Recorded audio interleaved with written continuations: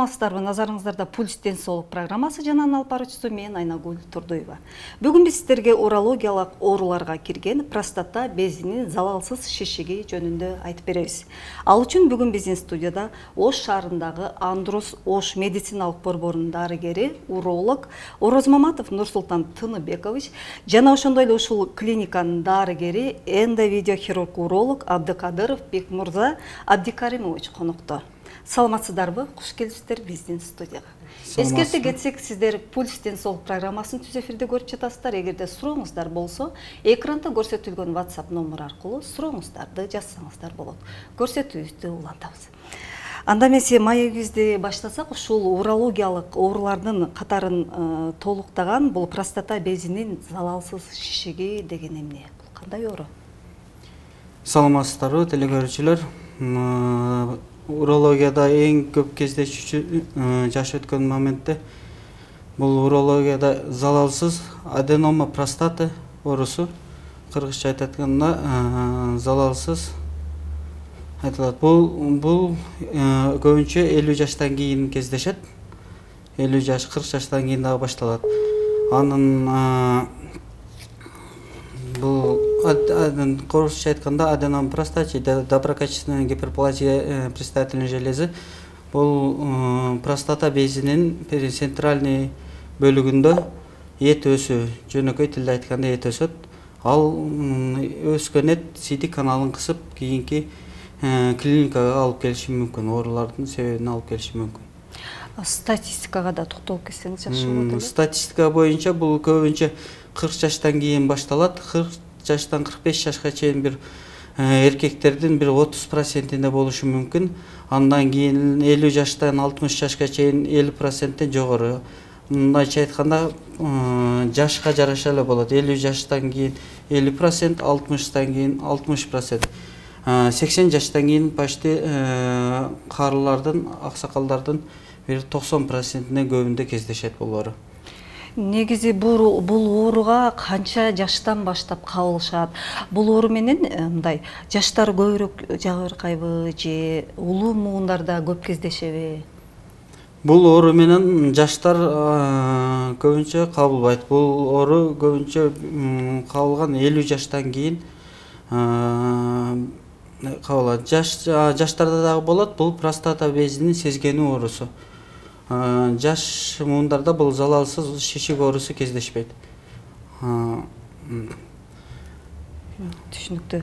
Рахмат. Андан кийинки суроону Нурсултан мырза сиз жооп берсеңиз, бул оорунун алгачкы белгилери кантип башталат? Анан алгачкы белгилери башталганда эмне кылыш керек? Саламатсыздарбы? Бүгүн сиздер менен өтө актуалдуу тема жөнүндө баарлашып жатабыз. Бул аденома простата деген эркектердин арасында эң көп кездешүүчү оорулардын бири болуп эсептелинет. Бул оору менен только эркектер гана жабыркайт, себеби простата бези жаллан гана эркектерде кездешет. Белгилерине кайрылып кетсек, бул негизинен биздин коллегабыз айтып өткөндөй, негизинен орто жаштан өткөндөн кийин жалыптар, то есть даттануулар башталат. Эң негизгиси даттануу бул туалетке кичине заара деп коебуз. Сийгени бат-баттан каттай баштайт. Сийдиктен чыгуу, скорость мочеиспускания деп коет. Сийдиктен чыгуу ылдамдыгы азаят. Туалетке барганда эменен сийдиктин напору деп коет, жанагы. Алло. Давлениясы азаят. Түндөсү туруп тез-тез заара ушатуу белгилери байкалат. Ошол основной түнү туруп заара ушатып, сийдиги жакшы чыкпагандыктан буларда көбүнчө андан башка дагы түнкү уйкунун бузулуусу, давлениянын келип чыгуусу, башка дагы психоневрологиялык оорулардын белгилери байкалышы мүмкүн. Негизинен бул да основном ошол сийдик чыгуу жолдорунда даттануулар башталат. Негизинен ошол мындай дене табы көтөрүлүп. Бул эми дене табы көтөрүлүшү мүмкүн. Качан эгерде сийдиги көптөн бери чыкпай жүрүп, табарсыкта сийдик калып, бөйрөктөрдө сезгенүү процесстери башталган болсо, бул уже мындайча айтканда жанагы оорунун күчөп кетүүсүнөн кабар берген белгилеринин бири деп эсептелинет. Ушул оорунун алгачкы белгилери башталганда эмне кылуу керек? Мисалы үчүн элет жеринде, райондордо, тоолуу аймактарда жашаган элдер кимге кайрылат, эмне кылыш керек? Негизинен урологиялык жанагындай изилдөөлөр бар. Бул да айтылат. Ар бир эркек 40 жаштан өткөндөн кийин жылына 1 жылда бир профилактикалык кароодон өтүп туруш керек деген нерсе бар. Ошол кароодо эгерде простата бези чоңоюп, анан дагы башка кошумча анализдер бар. ПСА деген анализдерди тапшырып, эркектердин ден соолугун мындайча айтканда көзөмөлгө алып туруш керек. Эгерде ошол жабыттар башталып, ошол бейтапта ошондой өзгөрүштөр байкалса, анда тезинен жашаган жериндеги врачка кайрылыш керек. Ал жерден керектүү анализдерди, сийдиктин, кандын, ошол эле ультрадобуштук изилдөөнүн жыйынтыктарына карап, дарыгерлер кеп кеңешин беришет. Демек, райондо жашагандар, жана ультразвук жок жердегилер анда шаарга келгенге туура келет. Шаарга келип, эми бул ден соолук баарынан кымбат. Негизи 1 жылда бир өтүп турса, бир жылда бир оорунун алдын алган болобуз керек да. Ооба. Рахмат. Бул эмне себептен бул ооруга кабылышат? Себептери эмнеде? Бул оору негизинен медицинада көп оорулар бар. Мындайча айтканда так точный причинасы белгисиз азыркы күнгө чейин. Бирок бир канча теориялар бар. Бул негизинен ошол жаш өткөндө гормоналдык бузулуу деп коет. То есть организмде тестостерон деген гормондор синтез болуп турат. Ошол процесс бузулганын эсебинен жанагы простата безиндеги дополнительный тканьдар пайда болуп, чоңоюп, ошонун эсебинен келип чыгат. Андан сырткары бул генетикалык, тукум куучулук, ошондой факторлор бар. Анан азыркы мезгилде буга чейин көпчүлүк окумуштуулар негизинен простатит менен аденома экөө бири-бири менен байланышы жок деп келишкен болсо, акыркы изилдөөлөр боюнча бул дагы ошо жаш кезинде жанагы простата бези шамалдатып, сезгентип алган адамдарда дагы жанагы процент менен өлчөп келгенде көбүрөөк кездешет да. Бул негизинен ошол наследственный, то есть тукум куучулук, гормоналдык баланс бузулушу, андан сырткары ошол жаштыгында немесинде воспалительный процесс, то есть сезген оорулар менен ооруган адамдарда көбүрөөк кездешет. Мисалы кандай оорулар? Ошол оорулардын атын атай аласызбы?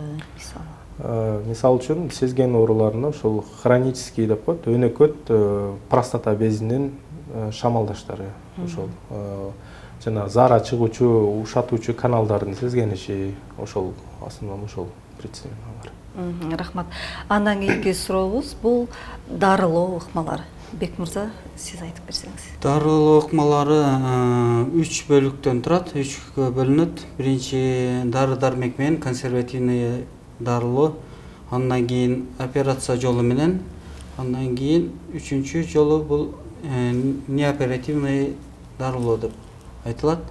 Биринчи консервативный метод бул биринчи кайрылып ошо оорунун белгилери болгондо дарылар бар өздөрүнүн. Дарылардагы оорунун себептерине жараша бөлүнөт. Мисалы альфа-адреноблокаторы деп коет. Ошол группада тамсулазин. Бизде азыр эң көп кездешүүчү дары ошол. Биз күнүнө 1 малдан ичип турат. Ошол бул дары эффективности сийдик каналын бир аз жумшартып, зара кылууга жеңилдетет. Табарсыкта булчуңдарды бир аз бошотот. Ошондой экинчи группа бул ошонун себептерине жараша эле бул гормонду, тестостерон гормондун бөлө турган фермент бар, альфа редуктаза деген. Ошону була ингибитор альфа редуктаза буга фенастерид деген дары келет. Бул даже простата безде залалсыз шишикти ошол деңгээлде өстүрбөй кармап турат жана мүмкүн болсо дагы кичиретиш мүмкүн 20-30%. Анан оперативдүү лечениялар бул дарылоо бул основном азыр Кайсыл учурда ушул ыкманы колдоносуздар? Ыкманы бул оператив ыкманын өзүнүн показаниялары бар. Булар өзү кээ бир пациенттер келет, бейтаптар. Бул өтүшүп кеткен учурларда, мисалы сидик острая задержка мочи деп коет, өз зарасын чыгара албай калат. Кан сийип калган учурлар кездешет, мисалы сезгенүү жана өтүшүп кеткен учурлар бөйрөк каналдары сийдик кетпей, зара чыкпай, шишип, ошол мезгилдерде жасалат оперативдүү лечениялар. Бул простата безинин чоңоюшунун объемдоруна жараша показаниялар да болот. Например, объемуна жараша залалсыз шишик 3-кө бөлүнөт. Малый, средний деп 40-ка чейин сантиметр куб же грамм деп айтылат. 40-тан 80-ге чейин, средний 80-ден жогору объем болуп эсептелинет. Бул азыр лечениялардын эң азыр заманбап золотой стандарт деп коет, мындайча айтканда бул тур аденома простата деп. Бул методдо организмде эч бир кесилбей, бул сидик канал менен аппарат менен кирип, видеокамера менен жардамы менен лазер деп коет, жөнөкөй тилде айткан, лазер менен майдалап, бөлүктөргө бөлүп, ошо шишикти почти 95%ке чейин алып чыгып лечение болот. Ана реабилитацияда бул методдо бат болот, бир жумада же 3-4 күндө үйүнө чыгып кеткенге мүмкүнчүлүгү болот. Сиз азыр ушул айтып жаткан аппарат биздин өлкөдө же болбосо бул сиздердин клиникаңыздарда барбы, же чет өлкөгө чыкканга туура келеби? Бул метод биздин клиникада бар. Биздин клиникага 2018-жылы аппаратты алдырганбыз. Ошол жылдан бери уже операциялар жасап атабыз. Баары ийгиликтүү, бейтаптар дагы ыраазы болуп, рахматын айтып кетип атышат. Азыр орто эсеп менен алсак, ушу 5 жыл, 6 жылда 500дөн көп аксакалдарды операция кылдык ушул метод менен. Баары результаттары жакшы. Андан кийинки методдор дагы бар. Бул объем, эгер объему 100дөн жогору, 80ден жогору болсо, бул мурда көбүнчө аденомектомия деген бул традиционный операция болчу. Бул жөнөкөй тилде айтканда кесип жасачу. Кесип жасаганда бул алында 2 түрү болот. Кесип таварсык аркылуу через пузырный дейт. Надлонный деп коет, таварсыкты жарбай туруп алсак болот. Ошондо бул аппарат тийбестен, кеспестен эле жасайт, э? Биз тур аденом деген жасаган резектоскоп деп коет. Бул да кесилбей бар канал менен, сидик канал менен операцияны жасоого болот. Көрүүчүбүздөн суроо бар экен, андан кийин маегибизди улантабыз. Саламатсыздарбы? Менин жашым 65-те, залалсыз шишикти алдырбаса болобу? Анан дареңиздерди айтып койсоңуздар, дейт, телефон номеруңузду. Сиз жооп берип коесуз. Биринчи изилдеп көрүш керек. Операцияга показания барбы? Биринчи аныкташыбыз керек. Эгерде 65 жашта болсо, негизинен залалсыз шишиктин дагы көлөмүнө жараша болот. Эгерде залалсыз шишик жаңы гана башталса, көлөмү аябай чоң эмес болсо, сийгенде таварсык толук бошонсо, жанагы анализдери жакшы болсо, ПСА деген онкомаркер анализдери жакшы болсо, анда баштапкы планда жөн эле дары-дармектер менен дарылап көрсө болот. Эгерде жанагындай осложнениялар жок болсо. Анын үчүн биринчи тактап көрүшүбүз керек, анализдерин көрүшүбүз керек. Ошого карап бир жоопду айтабыз. Тактап көрүш үчүн эми бул киши сиздерге келип кайрылыш үчүн кандай анализдер тапшырып келиш керек? Ошону тагыраак айтып койсоңуз даярданып. Анализдерди негизинен ошол клиникага келип тапшырса деле болот, негизинен. Ош шаарында жайгашкан, дарегиңизди айта кетсеңиз. Андрос Ош клиникасы, Заднепровский 23 көчөсүндө жайгашкан. Телефон номеруңузду кайталап койсоңуз, Телефон номер 0221 100003. Рахмат. Андан кийинки суроодо көрүүчүбүздөн экен, бул ооруну дары дармексиз дарылаганга болобу, мисалы үчүн чөптөр менен дейт. Негизи ошол жанагы эле айтып өткөндөй, эгерде простата безинин көлөмү кичинекей болсо, заара ушатканда, табарсыгында сийдик көп калбаса, анда атайын дарылар бар. Простата безинин залалсыз шишик болсо, эгерде бул простата бези чоңойгондо дагы ал залалдуу жана залалсыз болуп бөлүнөт да. Аны биз мындай көрбөй туруп айта албайбыз. Анан дарыларды дагы көрбөй туруп назначение кылып бере албайбыз. Потому что кээде болот простата бези көлөмү чоң эмес, бирок ал жерде залалдуу, то есть жанагы раковый клеткалар болуп калышы мүмкүн да. Ошон үчүн ал нерсени упускать этпей, биринчи текшерип, кароодон өткөрүп, андан кийин ошо жараша, эгерде пациент бейтап операцияга жанагындай показания жок болсо, дары дармек эле жазып беребиз. Дары дармек менен эле операцияга кирбестен эле дарыласа болот, Эгерде мындай осложнениялары жок болсо, залалсыз безинин көлөмү чоң эмес болсо. Рахмат. Андан кийинки суроо сизге, Бек мырза. Дарыгерге барбастан эле, көрүүчүбүздөн экен суроо. Дарыгерге барбастан эле бадыларды ичсе шишик кичирейет деп айтышты. Мен Эмвей компаниянын витаминдерин ичип жүрөм, 2 ай болду дейт. Бул залалсыз шишик бул дарыларга мындайча айтканда 100% жок болбойт. Себеп дегенде жөнөкөй тилде айтканда бул эт эч качан дарыга жок болбойт. Көрүнгөн дарыны ичип, наоборот, өтүштүрүп, күчөтүп, осложнениялар болуп кетиши мүмкүн. Эң жаман осложнениялар ошо почечный недостаточность, ошо залалдуу шишик, мындайча айтканда рак простаты деген ооруларга да алып келиши мүмкүн.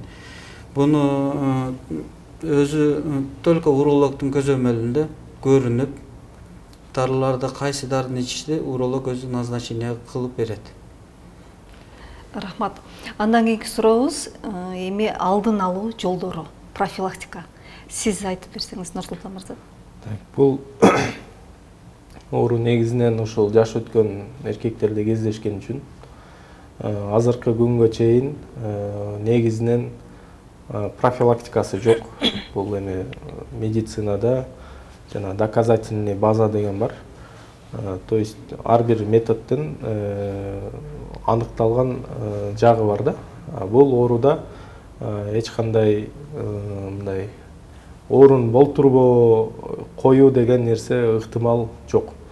Болгону ошол залалсыз шишик пайда болсо дагы ошону контролдоп, 1 жылда бир дарыгердин көзөмөлүнөн өтүп, жана простата бездерин ультрадыбыштык изилдөөдөн өткөрүп, анализдерди тапшырып, анан жанагы муздак жерге отурбай, анан 50 жаштан өткөндөн кийин жанагы арткы жака жанагындай парафин, физиолечение деген процедуралардан алысыраак болуш керек да.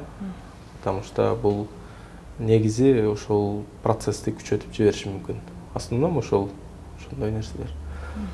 Рахмат. Андан кийинки сурообузда көрүүчүбүздөн экен, бул оору тукум куйбу, себеби менин атам ушул оору менен ооруган, операция жасаткан дейт. Сиз жооп берип коесуз.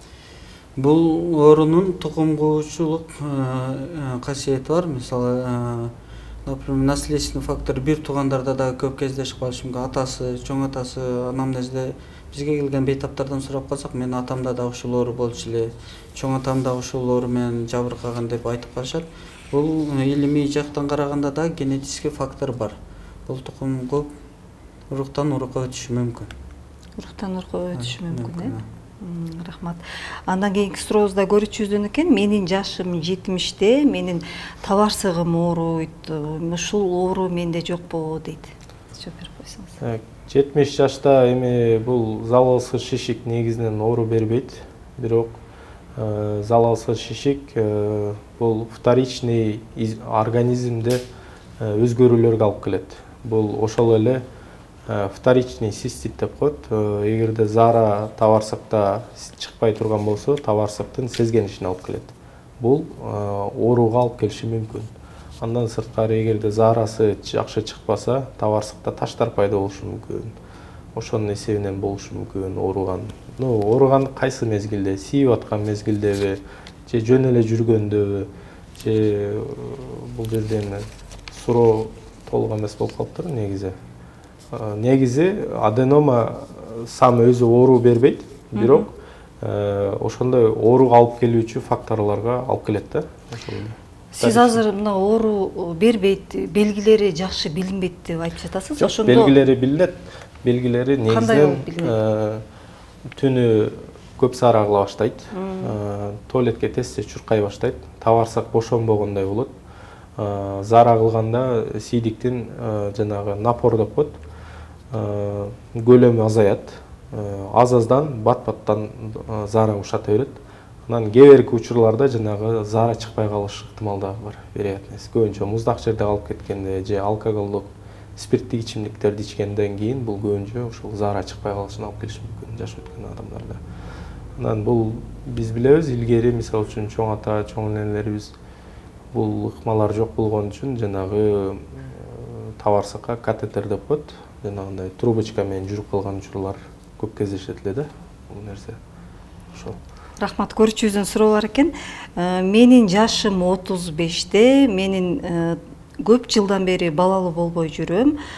Менде ушул шишик бар окшойт дейт. Бул өзүнөн күмөнсүрөп жатат. Буга кандай деп жооп бересиз? Жашы, бейтаптын жашы 35-те болсо эгер, бул тукумсуздук болуп атса, жакшылап текшерилиш керек. Өзүнүн, например, анализдери бар, келип урологко көрүнсө, бардык урологдор бейтапны мындай жеткенде гормондорун көрүшүбүз керек. Анализде спермограмма деп анализ бар, ошолордун показательдерин көрүп, ошонун жыйынтыгынын негизинде гана айта алышыбыз мүмкүн. 35 жашта мындай залалсыз оору кездешпейт. Бул тукумсуздукка бир эле өзү эле текшерилип жүрбөйт, семейный пара аялы менен келиш керек. Себеп дегенде азыр мурдагы эски методдорго караганда тукумсуздукка только аял киши күнөөлүү деп эле аялын алмаштырып жүрө берген учурлар көп болгон. Азыркы учурда статистика боюнча караганда тукумсуздук бул семейный паранын 50%тен болот. Эркекке 50%, эркектен болушу мүмкүн, 50% аялдан болушу мүмкүн. Ошонун себебинен жакшы гинеколог, урологко консультация, семейный пара алыш керек. Демек, дарыгердин кеңешин сөзсүз түрдө келип угуш керек. Рахмат. Урматтуу телекөрүүчүлөр, биздин көрсөтүүбүз да соңуна чыгып баратат. Урматтуу Нурсултан мырза, Бек мырза, сиздер атайын студияга келип, убактыңыздарды аябай ушинтип элге кеп кеңеш бергениңизге сиздерге терең ыраазычылык, сиздерге бекемден соолук, иштериңиздерге ийгилик. Анда эмесе сиздерге эркин микрофон. Экөөңүздөр тең сүйлөсөңүздөр болот. Рахмат, сиздерге да ушунча бизге мүмкүнчүлүк түзүп, телеканалга чакырып, ушу элге аз да болсо маалымат берип калдык деген үмүттөбүз. Ушул эркин микрофондун урматына сүйлөп койсом, эң негизгиси элде ден соолук болсун, оорубасын, өз убагында көрүнүп туруңуздар врачтарга, көзөмөлүндө кеңеш алып, жылына жок дегенде бир жолу. Жана июль айынын 1-жумасында медициналык кызматкерлердин күнү келе жатат. Медициналык кызматкерлерди келе жаткан майрамыңыздар менен ден соолук каалайбыз, иштериңизге ийгилик, келген бейтаптар сүйүнүп жакшы болуп кете берсин. Ошол биринчиден рахмат ушул студияга чакырып аз да болсо ушу маалыматыбыз менен бөлүшүп атабыз. Негизгиси бул жанагы адамдар канчалык информация көп болсо ошончолук адамдар дагы мисалы үчүн статистиканы айтсак, Америкада башка жактарда залалдуу жанагындай коркунучтуу оорулар менен ооруган адамдар чанда кездешет. Себеби алар мындай информация көбүрөөк алышат. Ошол эсептен ушундай нерселер көп кездешет да. Ошол элибизге тынччылык, аманчылык, ден соолукта болушсун. Ошол сиздердин да иштериңиздерге ийгилик. Ошол Кыргызстаныбыз өнүгүп өссүн, тынччылык болсун, асманыбыз ачык болсун. Ошол кесиптештерибиздин келе жаткан майрамы кут болсун. Рахмат. Негизгиси баарыбыз ден соолукта бололу. Урматтуу телекөрүүчүлөр, сиздер Пульс ден соолук программасын түз эфирде көрдүңүздөр. Кайрадан эфир аркылуу жолукканга чейин сак саламатта калыңыздар.